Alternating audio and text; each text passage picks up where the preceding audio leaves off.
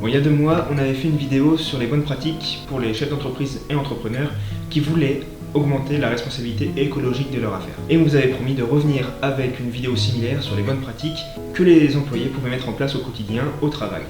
Donc on est là pour ça aujourd'hui, c'est parti, générique.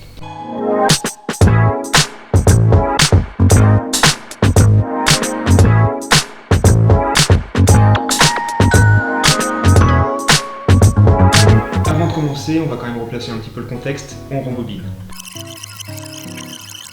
Aujourd'hui, le numérique, c'est 3 à 4% des émissions de gaz à effet de serre mondiales, 2,5% de l'empreinte carbone de la France et 10% de sa consommation d'électricité. Et si on ne fait rien, d'ici 2040, ces chiffres pourraient bien doubler, avoisinant les 7% pour l'empreinte carbone de la France seule. Et si Internet était un pays, ce serait le 3e plus gros consommateur d'électricité derrière la Chine et les États-Unis. Bon, maintenant que le contexte est replacé, on passe à la suite. Bon, comme je vous le disais la dernière fois, Internet c'est un petit peu comme un périphérique aux heures de pointe, mais à l'échelle mondiale. Et tout comme vos véhicules utilisent des technologies plus ou moins respectueuses de l'environnement, vos appareils c'est pareil. Waouh, ça rime. Alors privilégiez la Wi-Fi à la 4G parce que c'est quand même 4 fois moins polluant.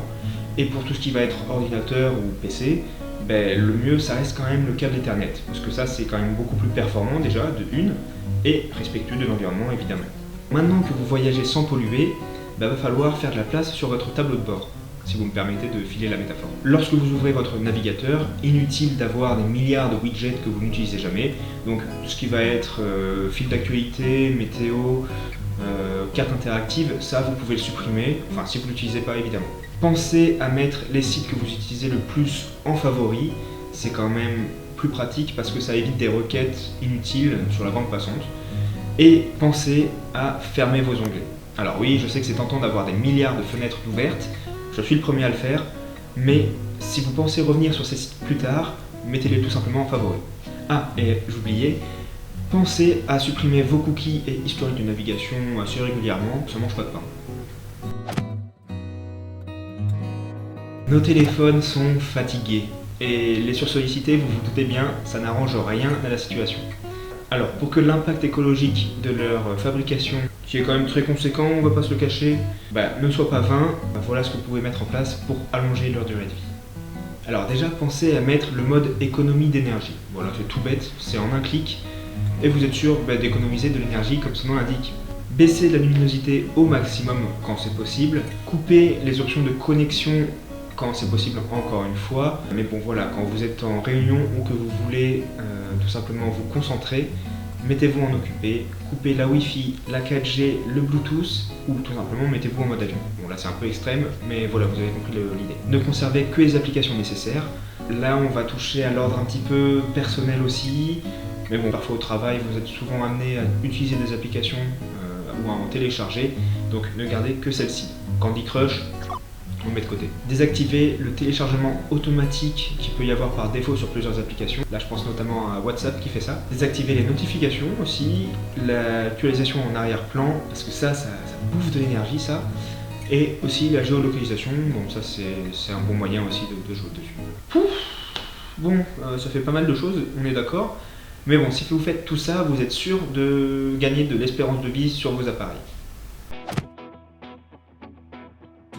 Bon, échanger avec ses collègues ou ses clients, a priori pour travailler, à un moment ça va être un peu indispensable. Mais il y a des manières de le faire pour être plus responsable. Et voici comment faire. D'abord, triez vos emails. Ça c'est le grand classique, mais c'est important. Super. Désabonnez-vous des newsletters que vous ne lisez pas. Bon, de une, c'est plus agréable pour vous puisque ça vous enlève des mails que vous ne traiterez pas de toute façon. Et puis de deux, c'est beaucoup plus écologique parce que ça fait déjà un mail avec en plus une pièce jointe, 2 moins à traiter dans le monde. Privilégiez les sites de dépôt en ligne pour les pièces jointes, notamment les pièces jointes lourdes, plutôt que de le mettre directement dans votre email. Et surtout, si vous devez absolument mettre la pièce jointe dans le mail, compressez-la au maximum. Bon, on vous le répète, mais arrêtez avec les images dans les signatures de mail. Oui, ça m'énerve, parce qu'il n'y a pas forcément besoin de mettre son logo dans son mail pour qu'on sache que vous êtes de l'entreprise. C'est déjà marqué, en fait. Et puis ça prend de la place.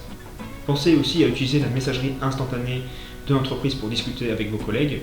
Là je pense à Teams et à Slack parce que bon, échanger sur les ragots entre collègues ou juste pour bosser sur un projet, c'est quand même plus pratique par Slack que par mail. Bon, vous le faites certainement déjà, mais c'est toujours bon à rappeler, le mail ça pollue. Et encore une fois, ça aussi on vous l'avait dit la dernière fois, préférez les réunions en audio plutôt qu'en visio, parce que bon, les réunions en visio c'est à la mode peut-être, mais ça sert pas toujours à grand chose. Alors, sauf à savoir si Philippe est bien toujours réveillé. Mais ça c'est autre chose.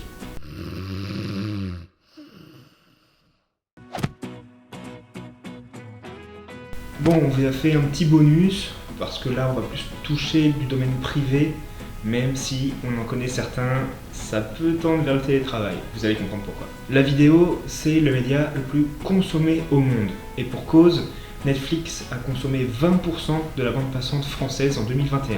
Et comme on sait que bon, la vidéo c'est un média pratique pour faire de la veille, pour se former, mais aussi que bon, vous êtes sans doute pas prêt à lâcher vos soirées Netflix, voire on dit soirée, mais on sait qu'il y en a certains et certaines qui regardent ces séries en fond pendant le télétravail. Pour consommer de la vidéo de façon plus responsable, il faut d'abord choisir de la qualité vidéo adaptée à son support, par exemple de la 4K pour un téléphone ou une tablette, c'est pas forcément fait pour. Donc voilà, limiter la qualité de la vidéo, en général, bon, sur les plateformes de streaming vraiment poussées, ça se fait automatiquement, mais vous avez souvent le choix aussi de la diminuer manuellement. Donc faites-le, ça mange pas de pain. Sélectionnez la plateforme adéquate, par exemple pour de l'audio, ça sert à rien d'aller sur YouTube, parce que ça restera quand même une vidéo, même si c'est juste une image fixe, un écran noir, ça reste une vidéo chargée sur YouTube pour seulement de l'audio. Donc si vous écoutez de la musique quand vous travaillez, allez, je sais pas, sur Spotify ou Deezer, ça sert à rien d'aller sur YouTube, ça pollue. Désactivez la lecture automatique qu'il peut y avoir sur plusieurs plateformes, parce que bon, ça demande des ressources encore une fois, et si vraiment c'est des choses qui tournent en boucle et que vous n'écoutez même pas ce qui se passe, autant éteindre et se concentrer sur ce que vous faites. Privilégiez le téléchargement au streaming. Alors attention, je ne parle pas de téléchargement illégal. Vous avez des options souvent de téléchargement sur les plateformes, donc faites-le, ça réduira donc votre impact écologique puisque ça demandera moins de ressources sur la bande passante. Et ça permet aussi de réduire la consommation d'énergie de vos appareils et des serveurs. Voilà, vous êtes prêts pour des road trips numériques en toute responsabilité.